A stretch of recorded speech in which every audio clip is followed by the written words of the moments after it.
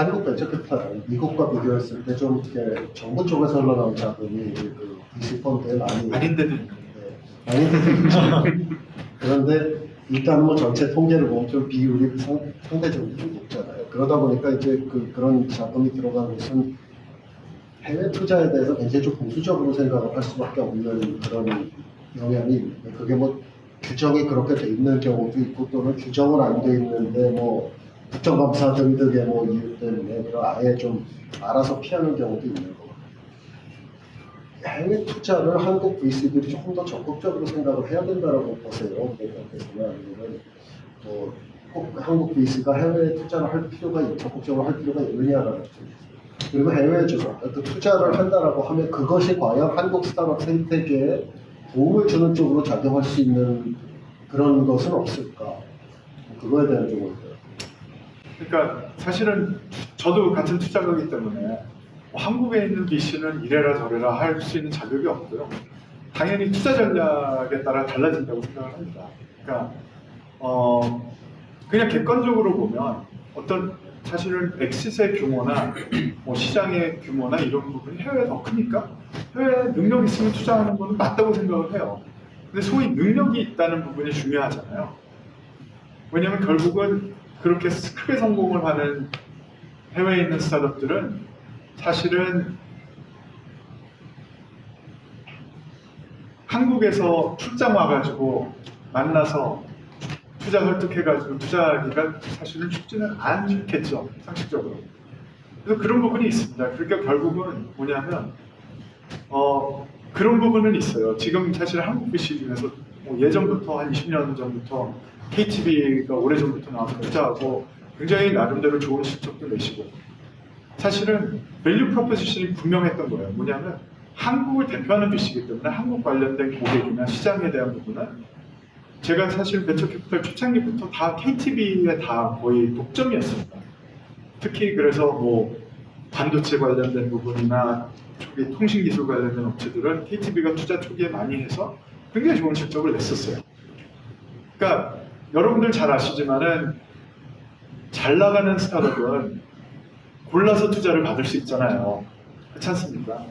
그럼 골라서 투자를 받는데 그 펀딩을 골라서 받을 수 있는 스타트업한테 뭔가 셀링을 해야 되는 포인트가 있다 그러면 사실은 한국에서 뭐 레퓨테이션이나 한국 쪽의 네트워크나 밸류에드로 레퓨테이션을 쌓으신 펀드들이 뭐 미국이든 뭐 중국이든 뭐 일본이든 해외에 투자를 당연히 할 수 있겠죠. 근데 만약에 그게 확실히 정립이 안 되고 미국에 와서 그냥 미국 딜을 하는 거에 만족을 한다 그러면 솔직히 말씀드리면 그건 세컨티어, 썰티어 스타트업에밖에 투자할 기회가 생기지 않습니다, 사실. 어떻게 보면 당연한 거죠.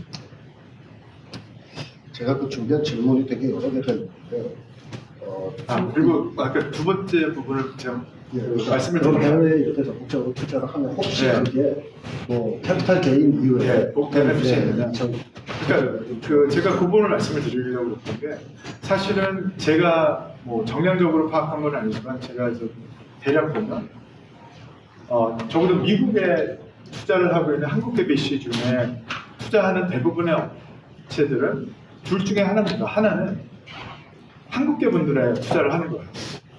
근데 그 한국계 파운더들 여기 계시는 분들도 있고 한국에서 공부를 했고 인연이 있고 이 사람은 믿을만하다. 그리고 이 실리콘밸리에서 나름대로 자리를 잡고 잘하고 있기 때문에 믿고 투자를 하는 거예요.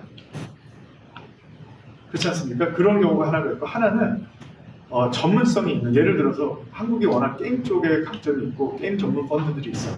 어디라고 말씀 안 드리면 잘 아시거든요. 그런 데들은 이미 소문이 났기 때문에 워낙 게임 쪽 투자의 실적이 좋기 때문에 그 투자 전문성을 보고 이제 투자를 받는 경우 딱 그 두 가지 경우인 것 같거든요. 근데 두 가지 경우 다 저는 베네핏이 있다고 생각을 하는 거는 첫 번째는 VC들이 해외 투자함으로써 해외 공동 투자하는 VC들을 통해서 이렇게 하는 게 실리콘밸리의 투자 방법이구나, 이렇게 하는 게 소위 말하는 관리의 투자가 아니고 밸류에 대한 투자다, 이렇게 배우는 부분이 사실은 업계에 이미 지금 많이 전파가 돼 있다고 저는 생각을 하고, 제가 벤처캐피탈 초창기에 봤던 텀쉿하고 지금하고 많이 다르고 초창기에 알고 지냈던 벤처캐피탈 선배들하고 지금 세대하고 또 월등하게 차이가 있다고 생각을 합니다. 그 중에서는 해외에 투자한 이 경험과 또 해외에서 경험이 있는 분들이 한국에 투자한 우리 알토스 선배들이나 이런 분들이 많이 그런 거를 전파를 했다고 저는 생각을 하고요. 그 다음에 두 번째로는 그 전문성이 있는 VC들도 마찬가지로 결국은 그 게임 쪽이든 어디든 간에 글로벌 쪽의 퀄리티를 봤기 때문에 한국 스타트업한테 요구하는 퀄리티 수준이 높아져요. 그래서 전체적으로 눈높이가 높아지고 밸류 애드를 하는 부분이 좋아지고 있고 실제로 저는 지난 수년간 그걸 봐왔기 때문에 그거는 굉장히 저는 긍정적이라고 생각합니다.